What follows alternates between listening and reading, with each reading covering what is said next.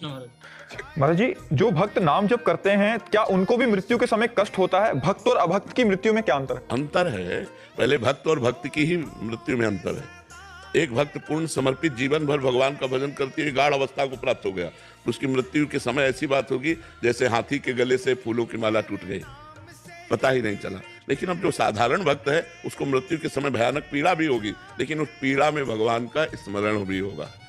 उस समय जब वो भगवान का स्मरण नहीं कर सकता, उस समय कृपा करके भगवान उसकी स्मृति में जागृत, पीड़ा होगी पर भगवत स्मृति रहेगी।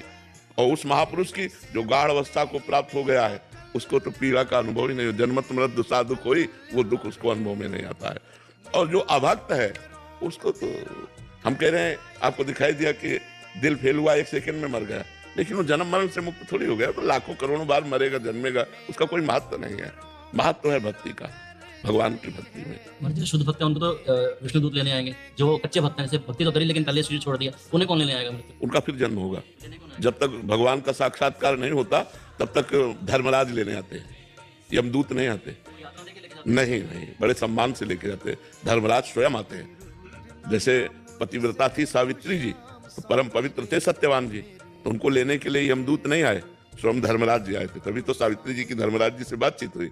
पापियों को लेने यमदूत आते हैं, पुण्यात्माओं को लेने धर्मराज आते हैं, और महात्माओं को लेने भगवान के पार्षद आते हैं, भगवान के दिव्य जन।